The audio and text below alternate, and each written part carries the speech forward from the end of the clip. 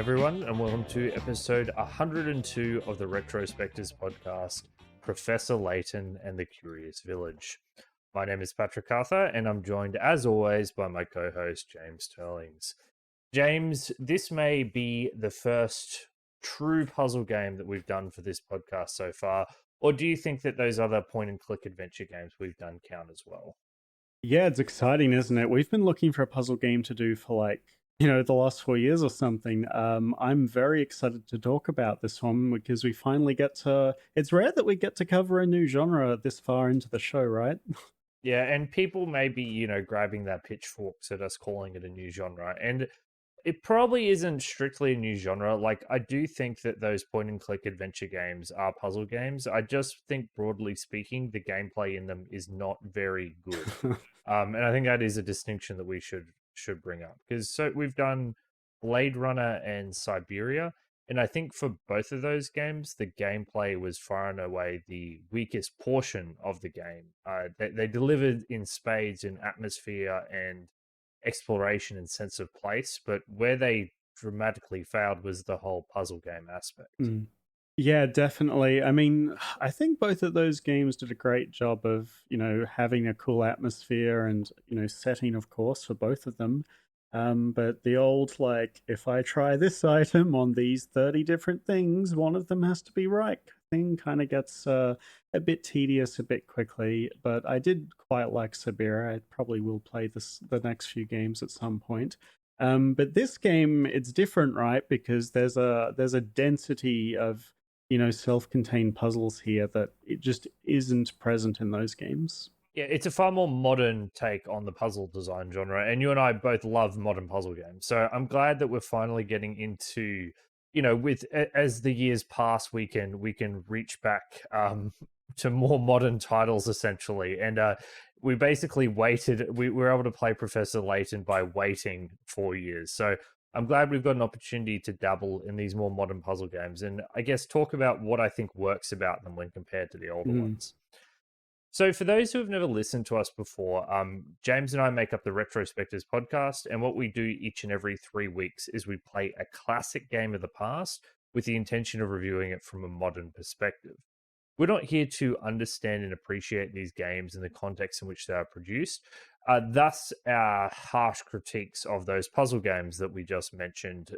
It's not about how good they were or how unique they were, or if they were the only thing available at the time. We're taking a look at these games from a modern perspective. So we simply want to know how good these games are in and of themselves when you put them side by side any of the brilliant options that are available today. If you'd like to hear more of our stuff, you can find all of our content on our website, which is rspodcast.net. And if you'd like to support us even further, maybe at the end of the show, once you've had a chance to judge us, you can check out our Buy Me a Coffee page. Thank you so much to all the people that have generously contributed so far, already wildly beyond my expectations.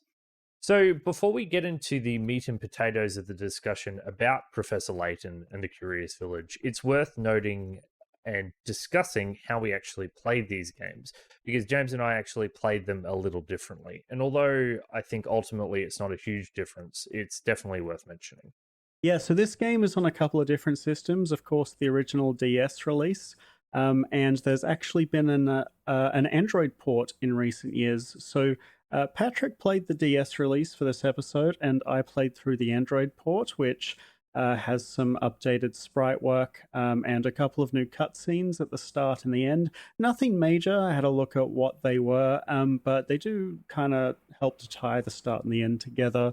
And other than that, I think the game is basically exactly the same, just with the exact same sprites, just not, downscaled to hell and back for the DS release. So I can, confidently say that I think the Android port is probably the best and easiest way to play it nowadays, unless you, have an access to an old DS, or, want to get one off eBay, or of course emulate. So I had zero problems with this version.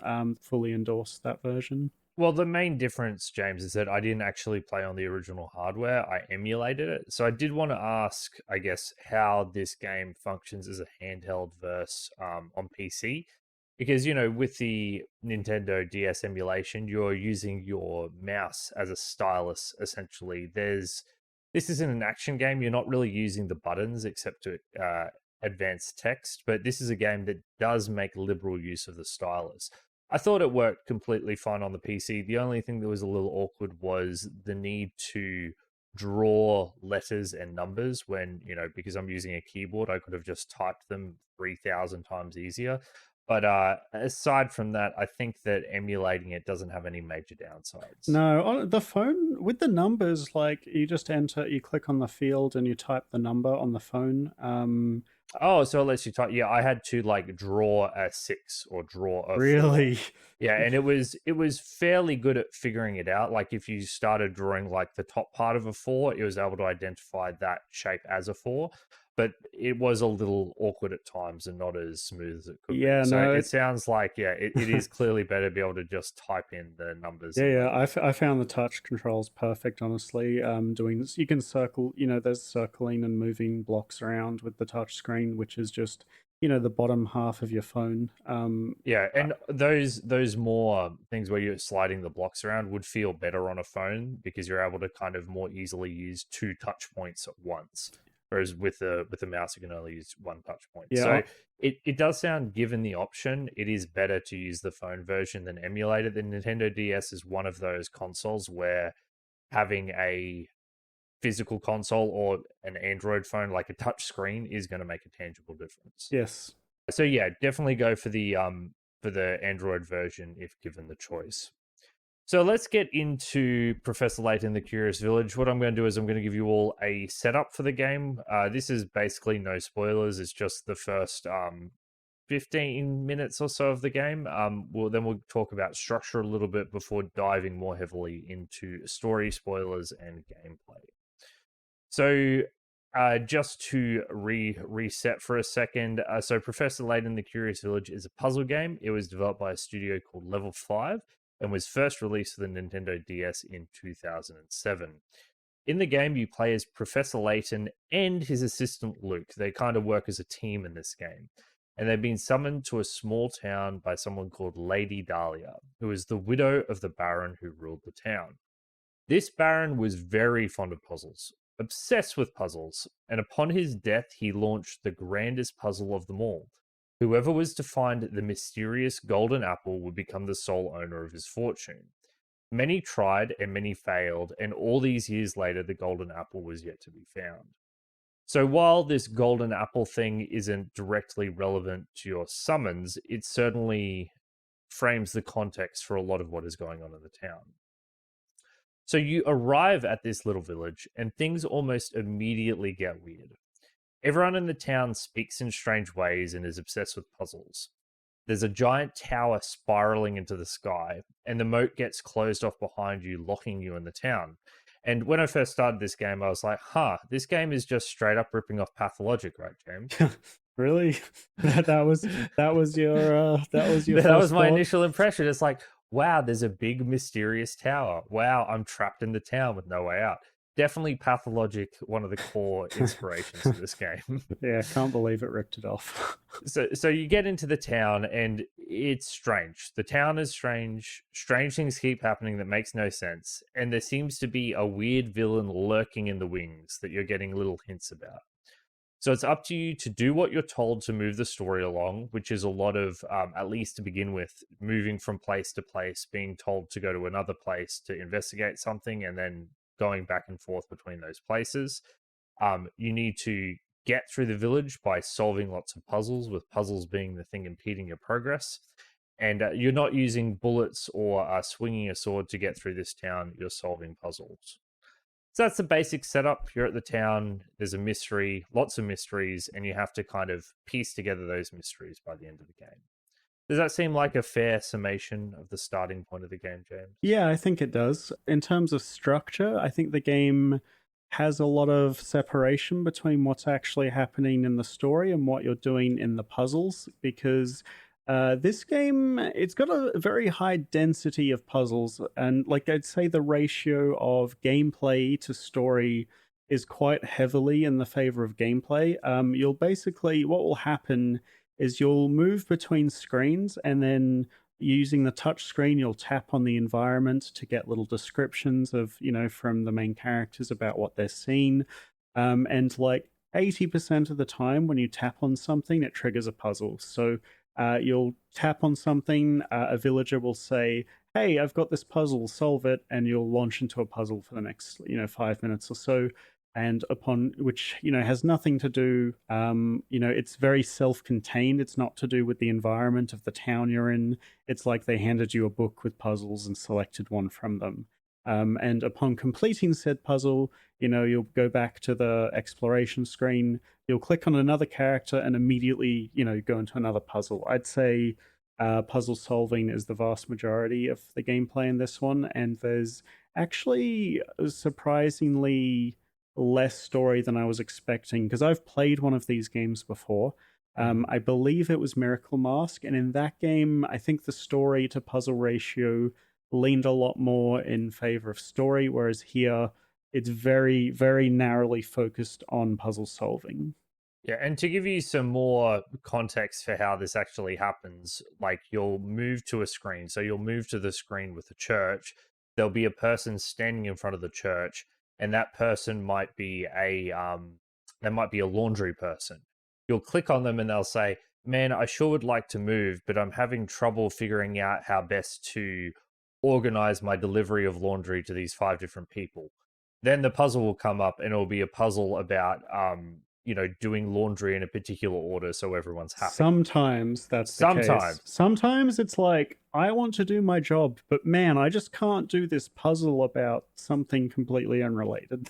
Or you'll click on a candle and Luke will say, "Man, this reminds me of a puzzle about candles," and then you'll launch into a puzzle about candles. But there are big leaps there, but there is something usually, there is a line or two linking your attempt to progress through the game before you launch into the puzzle. And I have to say, I actually really enjoyed this like very gameplay heavy focus that this game had. I found it quite refreshing, honestly, that all the dialogue is very succinct and very, to the point of moving you to the next puzzle quite quickly. There is a bit of like non-linearity in how you do the puzzles, but I really appreciated the density here, right? Like I chose this game for this, this week to play puzzles, and that's what the game gave me for the most part.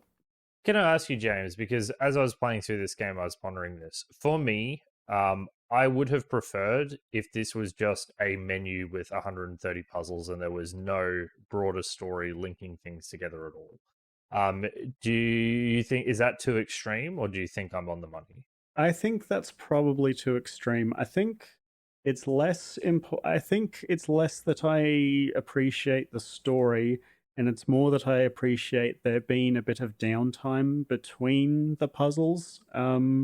I think that that's kind of important. If you just have like puzzle after puzzle after puzzle, I feel like there's a kind of fatigue that'll set in, and you could just put the game down for a while and come back to it. But I don't really want to take a 5-minute break. I want to take like a 30-second break. So for me, those breaks are just mandatory, painful breaks that I have to sit through before I get to the good part of the game. And I'm able to take breaks when I choose, I guess.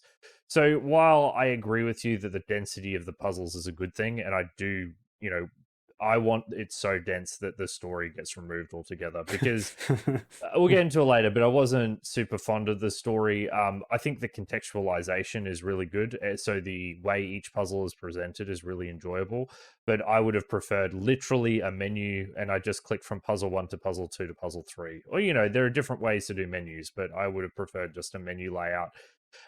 This was my least favorite part of Ace Attorney by far, the bit where you move between screens. And here it is also my least favorite part of the game. I think it's a lot less, and I think there's like so few instances in this game where you're like wandering around aimlessly, not knowing what to do. Like it's always that's true. It's so obvious where you have to go. Like it's almost, I don't think it's even possible to get lost in this game, basically.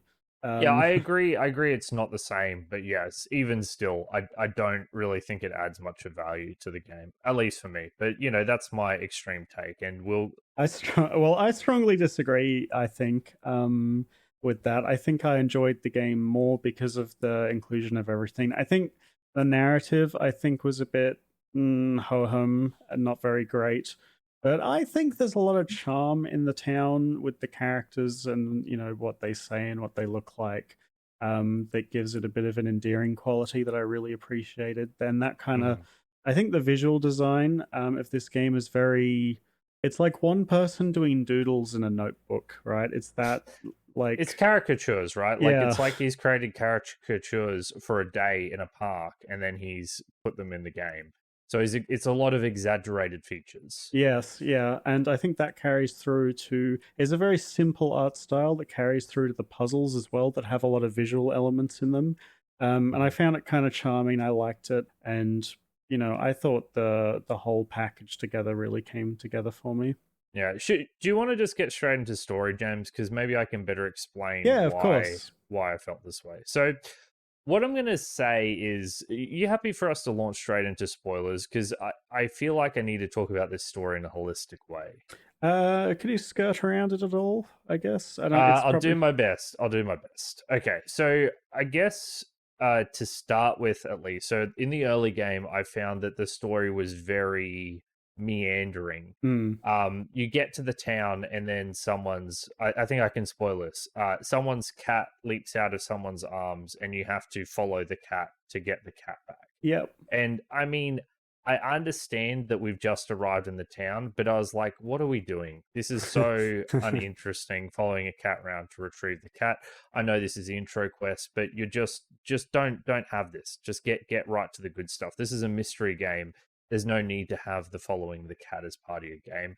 And I feel like this meandering kind of tone kind of exists for the first half or so of the game before it finally starts dropping some interesting mysteries at you and you start actually pursuing the main mystery. So I guess that would be my first point, James. I think that the story has pacing issues at the start, although in its defense, it does pick them up as it gets towards the end. Yeah, honestly, the game had this kind of like relaxed tone to me that I think these kinds of things, I think this kind of like slow paced progression at the start sort of emphasizes that. Honestly, I found like walking around and talking to people to be the better part of the story, the worst parts to be I found the mystery elements to be quite poorly done, honestly. I think most of them felt like, not the last one, but the one in the middle kind of felt like it came out of nowhere. My problem is that I think that they did an interesting job setting up some of these mysteries, but the resolutions were profoundly unsatisfying. Yeah, I Like, I I would didn't agree with that. feel, I wasn't very happy when I discovered the resolution of the mystery. It was kind of like, and I think we're kind of getting to the heart of my issue with this game is that it's like a G-rated game. This is a game with no edge to it at all. And I'm a massive Sherlock Holmes fan. Like, I love them. I just actually saw a theater production called Sherlock Holmes and the Mystery of the Valkyries, which was incredible. And the thing about Sherlock Holmes is that Sherlock Holmes and the stories of Sherlock Holmes have an edge to them. Like, Sherlock Holmes is a drug addict. He shoots up opium and heroin. He's dealing with the seedy criminal underbelly, etc., etc. And while they're still mostly not, they're not stories filled with gore. They are stories filled with bad people, bad characters, and Holmes and Watson themselves are flawed characters that are struggling through their relationship as the story goes on. There is nothing in Professor Layton that gets close to that because at its heart, it's a children's story. So I think that a lot of the potential menace of this story and what they could have done with it has been gutted because to go down that kind of slightly darker path would have mean that it's an inappropriate story for children. This strikes me less of a criticism on the game and more of a like preference thing, honestly. Like, I don't think this game is trying to do that kind of thing at all. I don't even know if it would be correct for it to do that. Like, I think it's trying to cast quite a broad net because puzzles are all ages kind of thing. So Mm. I think it's like the right, decision for this game to have this very approachable kind of story for everyone. Um, do I love it? No, I don't particularly. I think in particular the villain suffers from this. He's barely a He's character. a mustache twirler, like literal Like mustache twirler. actual, yeah, who has like Yeah. zero characterization. I think the villain's the worst part of the story. I think the final major reveal, I guess, or like the main one in the tower, when it happened, I was like, and then they kind of like over the next few puzzles, like doled out a bit of explanation as to how that main twist kind of factored into the rest of the story, and I was like, oh, I guess I can kind of see it, but it did feel a little silly, honestly. I want to dive into spoilers now. So, full spoilers, if you deeply care about the story and Professor Layton, recommend you stop listening now. But for me, at least, if I'd known the story completely at the start, it wouldn't have massively ruined my enjoyment, I don't think. No. So, but you have been warned. The reason I say that, James, and yeah, I'm not trying to say this should be a dark, gritty tale. However, we do have elements of detective fiction in here, like with a apparent murder, and there's like a kidnapping, and you get these insinuations that people are not who they seem. And the resolution to all of these is kind of like very pleasant and ho hum. Whereas I think that they could have done something like, for example, made not everyone. I'm just going to say it, everyone in the village is a robot, right? And that's why they all love puzzles so much. Wouldn't it be more interesting if some of the people in the village were robots and the others were living in this dystopian nightmare? Is it a dystopian nightmare? Well, it would have been more interesting. I guess I just don't find this kind of this happy cutesy shit particularly compelling, and I don't think I just can't. There's nothing to sink my teeth into here. And you say it's pleasant and relaxing. I get that, but to me, it's not pleasant and relaxing. It's boring and unengaging. So I found the story to be a bit of a wet fart because it kind of just died with a whimper because everything was all happy in the end and the villain was defeated and everything was good and fine and dandy. Yeah, I kind of don't think the story made me like the game more. Like the actual main plot, I think, is quite poor. I just think that everything else, like the tone and the aesthetic, is kind of pleasant, basically. Yeah, I can get on board with that. You're saying that you enjoyed the atmosphere, I guess, of being in the Yeah, place. I didn't really care for the story itself. I thought the twists were kind of poorly done. I really didn't like that the solving of the twists was done in cutscenes and not like I think you should have gotten all of the evidence or like the clues that would lead you to the big reveals, and then the game Hmm. should have started a puzzle that you solve and then you get the answer. That would have Almost like been Ace Attorney, right? yeah, exactly, basically. I think if they had actually made it a puzzle in game, and like then because it all makes more sense to you if you put it together yourself. I think Hmm. the elements of the robot reveal are all there. I just think that it's a bit funky to have it all dumped on you in this like one line of dialogue. You also it's also very heavily weighted towards the end. Like you have a bunch of mysteries and probably like 7 of them get solved in the last hour of gameplay. Yeah, And they're not all, it's not even like they're all intricately connected. Like they are all related, but there was no reason that it couldn't have been doled out more over time, I guess. I get what you're saying. I get you enjoyed the atmosphere, which is probably why you enjoyed the structure of going from town to town. For me, the atmosphere of the town was kind of, I don't know, was okay, but it was such a plodding pace with the way you had to yeah. move through dialogue and everything. And I thought the story was just too G rated for me to actually get any actual enjoyment out of this. And I do admit this is definitely a preference thing. Like, as you said, I know there's a lot of people who really enjoy this aesthetic, and I don't mean to take anything away from them. But for me, it just didn't. I didn't connect for me. Didn't do anything Yeah, for that's me. fair. I think at least like it's like not a huge downside to the game for you, right? Like it's there's not so much story that you're constantly like I hate Yeah, this. And that's actually a really good point as well. The Because the gameplay to story ratio is so heavily in favor of gameplay, the story being mediocre doesn't hurt the experience that much. Yeah. And it's kind of like the inverse of a lot of the JRPGs and those kinds of games we've done, where I think that the experience with the gameplay is actually the majority of playing the game, but people tend to downplay that aspect of the video game, which is what you're actually engaging with. For me, the gameplay is good, and you are primarily engaging with the gameplay in this game. So overall, my feeling is much more positive. So although I am complaining about the story here, it is not. It's such a small part of the experience that it's not as massive a criticism as it may sound. Yeah. So let's do a quick music break, I think. Mhm. So for music, it's interesting. So I have mixed feelings about the soundtrack. I think that there's one song on the whole soundtrack that you hear so much that I constantly turned the music off, and that is the theme Mhm. that plays in the puzzles.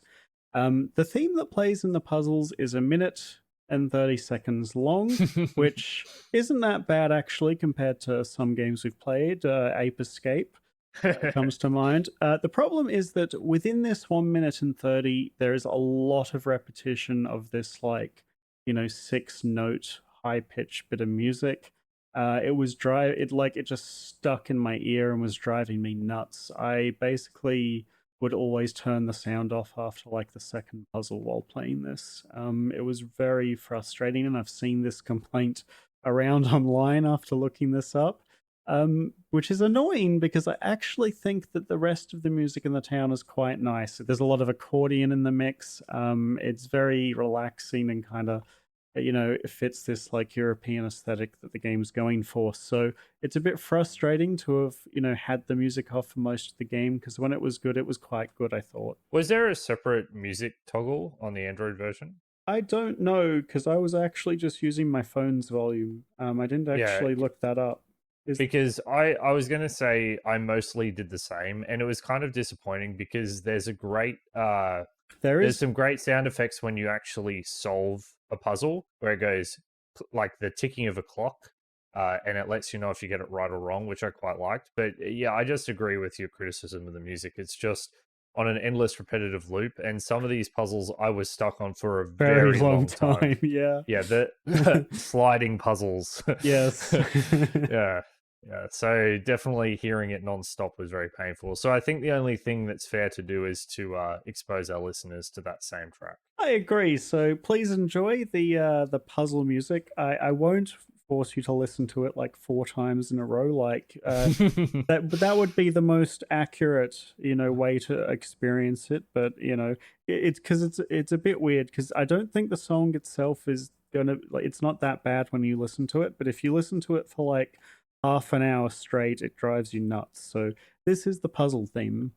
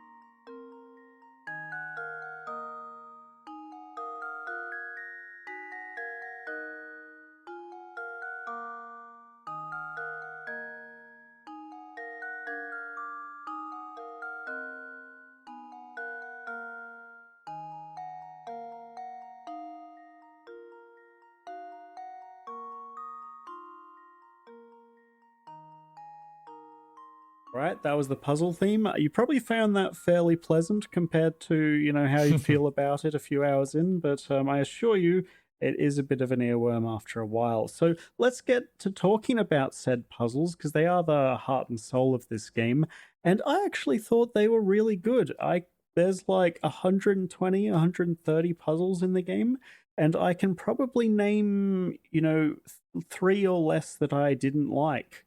There's a lot of variety here, and I think I really don't want to skip out on this fact. I think all of the puzzles have fantastic visual design and are presented very well to the player to the point where I think there's a lot of enjoyment to be had just looking at the puzzles when you load into them for the first time. This is actually extremely important. Puzzles can be abstracted down to numbers and words and grids and lines in a lot of instances. They can. And if you look at some modern puzzle games like The Witness is a puzzle game I love to pieces. However, The Witness is a very sterile game. It doesn't have any character or person. Well, it does have It character and does have a personality, but bit. it is a very specific kind of character and personality. And I would say sterile laboratory like is probably as good a description of The Witness as any. Obviously, great care was put into its construction, but it is a bunch of line puzzles because that is the method that they wish to, put all their puzzles in. Professor Layton's puzzles are bursting at the seams with the same personality that uh, characterizes the village and the storytelling. But in this context, I absolutely adore them because it's done in such a fun and interesting way. It makes the puzzles easier to comprehend, and every single puzzle has a little narrative attached to it. Yeah, I really appreciated that. There, like you said, there's a real risk of having these all blend together, but every single one is just like so well designed visually. Like, there's little characters. There's the description of the puzzle. We'll reference the characters and explain what they're doing. There's a lot of color and creativity. There's a lot of like interaction in some of these puzzles. For example, one of the one I liked involved a set of scales and some weights, and you can actually like pick up the weights and put them on the scales and watch them balance. Stuff like that. There's clocks where you can spin the hands on the face of the clock. There's all sorts of little things. There's puzzles with matchsticks where you need to move them around, and I was constantly impressed at how many of the puzzles that have these really intricate, you need to circle a specific part about them, just how accurate and consistently the game was able to register what you were typing in. I think another like to give another example, there's a puzzle where you have a watchman and he needs to patrol through a museum, and it's basically it's a box grid with 9 parts, and he needs to be able to move through all 9 parts of this museum, and you have to draw him moving through these 9 parts of the museum in the least possible lines. And this is the kind of puzzle that, if they had chosen, could just be a box, and the boxes occupy all the boxes with a line in the least possible steps. But by putting a watchman with a nightcap and a torch and having this square grid look like a museum, all of a sudden you're enraptured with this little story that it's trying to tell, and the puzzle becomes a lot more interesting to solve because of it. Yeah, I cannot overstate enough how much better this makes the game. I think that had they not done this, like half of the charm, there's so much charm and personality in all of these. Like it's just an absolute delight every single time. I really appreciated that.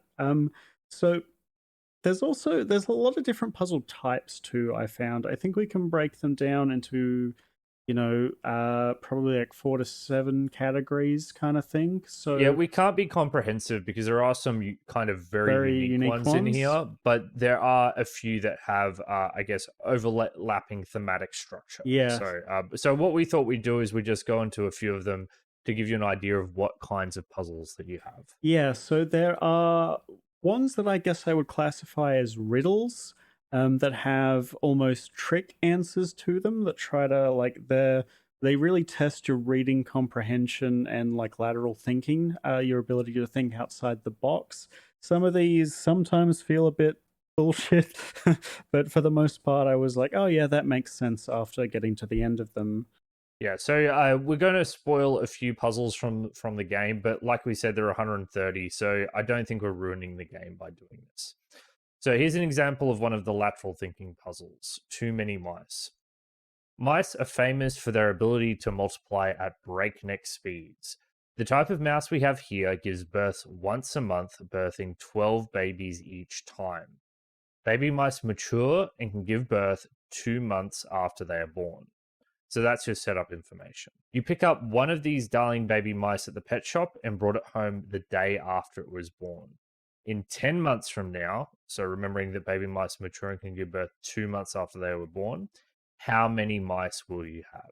Now, the game does this thing quite a lot actually, where it presents a puzzle, and on the surface, it seems like basically a math puzzle. You need to take the numbers that are given to you and work out, with those numbers, what the end result is.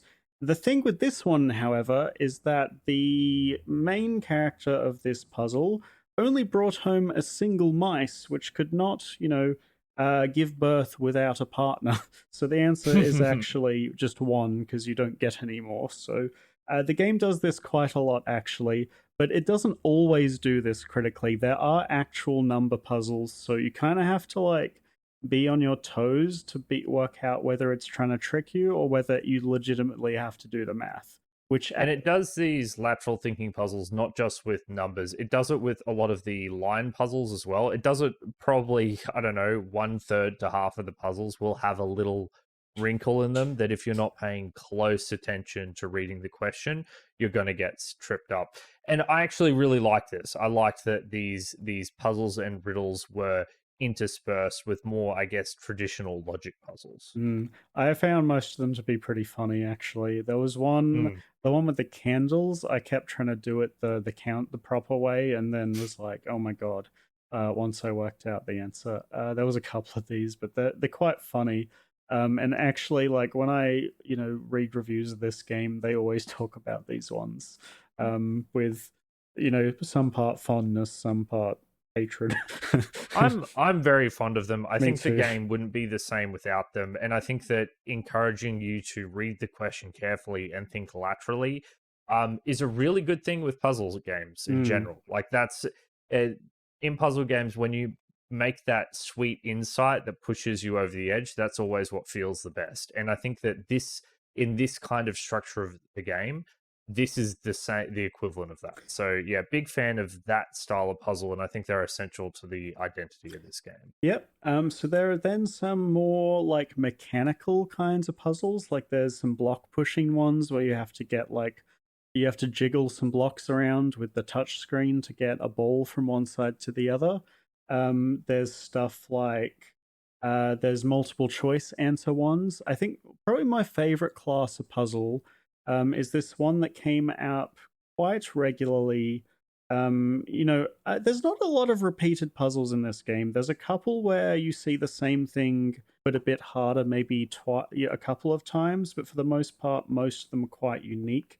But there's this one class of puzzle I saw all the time that involved a bunch of, I guess, you had a lineup of like 5 people, and then you had a set of bits of information that you could use to determine what the answer was. So my example for this is called 5 suspects. So it goes, 5 suspects are called into police headquarters for questioning. They give the following statements. A, one of us 5 is lying. B, 2 of the 5 of us is lying. C, I know these guys, and 3 of the 5 of us are lying. D, don't listen to a word they say. Out of the 5 of us, 4 are lying. And E, all 5 of us are dirty, rotten liars. The police only want to release the suspects who are telling the truth. How many people should they let go? And you go through and you use each of these individual statements and you find, where the contradictions are and how they line up. And I think this is probably my favorite kind of puzzle, which gets used quite a bit. And they do them in all sorts of different contexts, but I just really like the process of working out, which bits are related to the other and kind of untangling the truth from the lies. And I think this reveals something that's actually very cool about a lot of the puzzles in this game is that there is a logical way to work through to the conclusion. None of these puzzles are so difficult that you're presented with this insurmountable challenge and you're unsure even to how you're meant to go about solving this. With this, it's very simple. You can start at statement A and then go to statement B and kind of think through in your head if that makes sense. And then if it doesn't, you're like, okay, I'm going to go through to the next one, and you keep chipping away. And I think that most of the, I guess, written puzzles in these games offer you a path to the solution if you sit there and think about it. There's very few where you'll be being like, I don't even know how to begin trying to solve this. Yeah. There's a couple of puzzles that are like, and to add to that, the game actually has a hint system. So when you're exploring the town, as you're clicking on the environment, some objects will give you hint coins. And every puzzle generally has 3 hints, and to get the first hint, you spend 1 hint coin.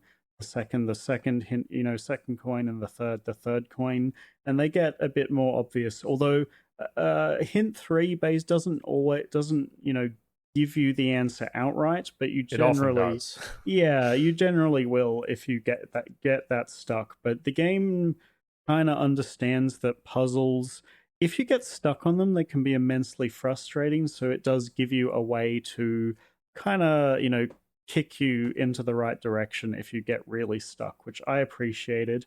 And the game is pretty smart at putting the harder puzzles into optional areas. Yes. So most of the really difficult puzzles that might stonewall you for a while, completely optional. Like figuring out, there's this one early on that has a clock, and it says, how often over the course of a day would the clock have 3 numbers in a row that are the same? Yes. It's like, no, you don't need to sit down with a pen and paper and try and figure this out. You can just not do this if you don't want to. That's not a puzzle you must complete. Yeah, and if you do miss puzzles, the game is quite nice about it.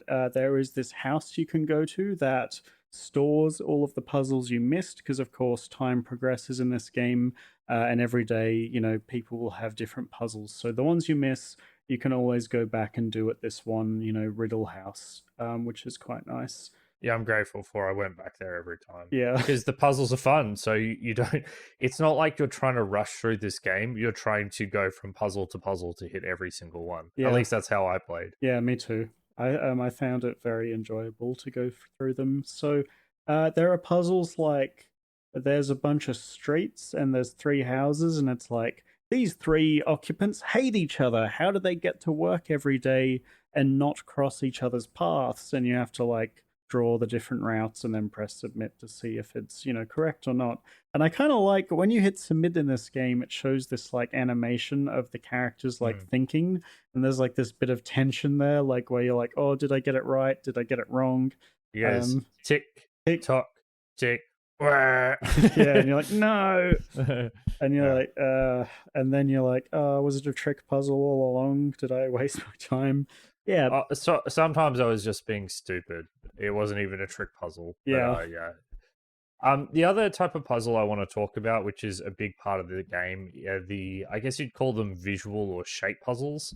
These are ones that require you to draw lines or identify characteristics of shapes, like how many triangles are in this larger triangle, or what is the distance of this triangle inside this circle, or one of my favorites is the pig pen partition, where you've got all of these pigs arranged amongst a bunch of fence poles, and you have to use a certain number of fences to divide them up so no pig is in the same fences as any other. Once again, it's an example of something that could have been done without any character, but the addition of those illustrations goes a long way to contextualizing these puzzles. I quite like these as well. I liked these as a change of pace from the wordier or number-based puzzles, being able to do drawings and use your visual shape puzzle solving skills was a nice change of pace. I basically never had this feeling that was like, oh my god, another one of this kind of puzzle, because they're spread out so well and there's so many different types. I felt like I was always seeing a different one. Mm. And there would be like 3 or 4 puzzles before I saw a similar one again. And those riddle puzzles are all like so distinct from each other that I don't, it doesn't feel samey when those come up a lot. It's not like it throws 5 riddle puzzles at you in a row either. Yeah, They're evenly distributed throughout the game. yeah. I think the only time I maybe had that feeling was near the end of the game in the tower. There's these 2 particularly tricky block puzzles, like almost in a row.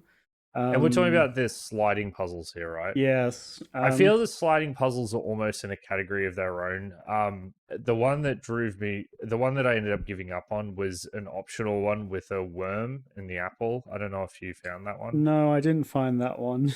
Consider yourself lucky because that one was just a complete nightmare. But I do think you could still make progress on those sliding puzzles. But my problem with those is that it didn't really feel like you had a clear plan from start to finish. For me, it was about trying things, And and then eventually if it things worked. kind of worked out, I'd be like, okay, I know I'm on the right track.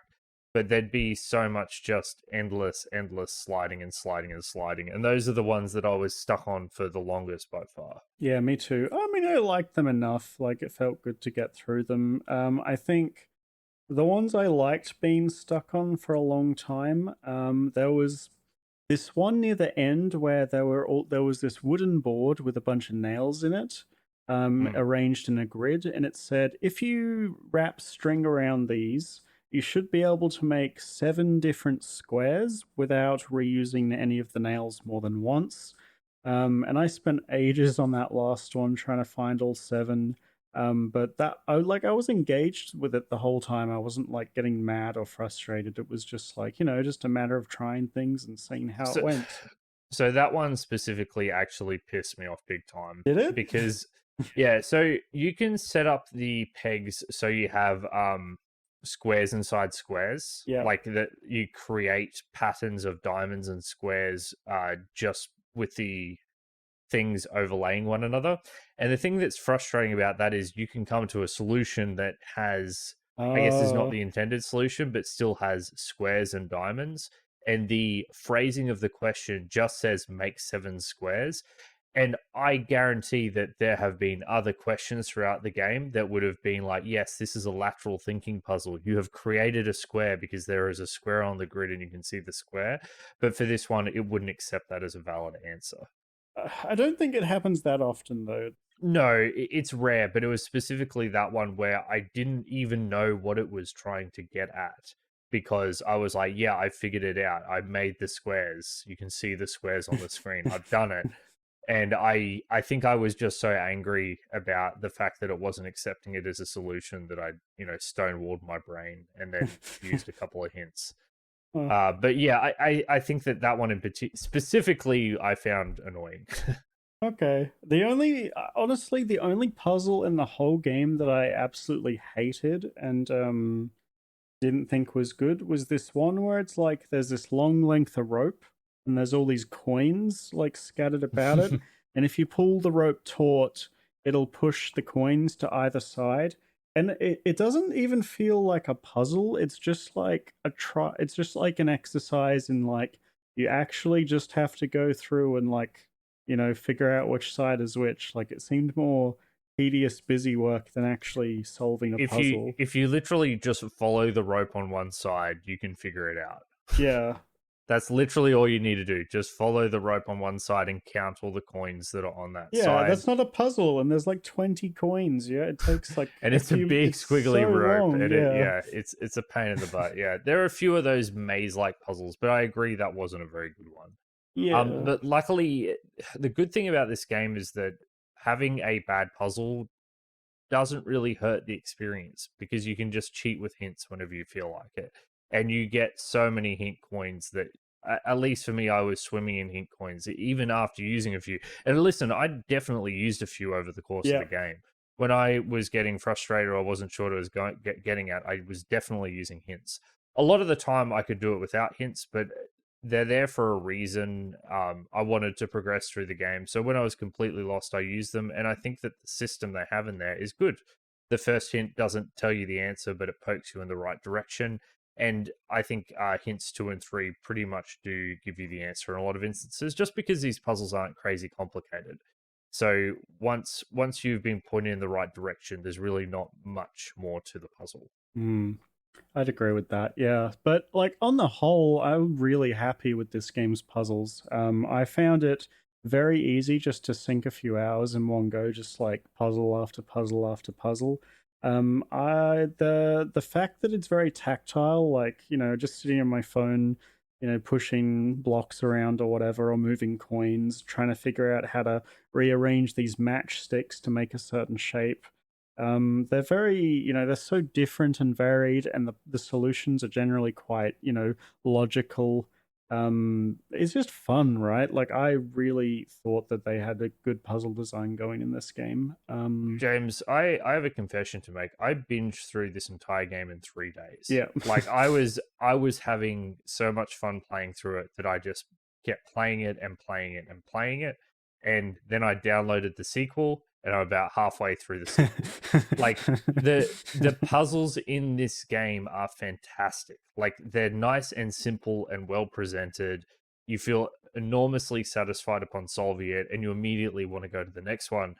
Like I said, my only problem is that there's story bits in between. If I could literally just do all these puzzles in a row with no downtime whatsoever, I'd be in heaven. Like Yeah. it's just simple, digestible fun. It's great. Yeah, I really liked my time with this one. Honestly, there's not a heap to talk about this game other than the puzzles and the story. There's like, Mm. and I want to drive home that that's to the game's credit.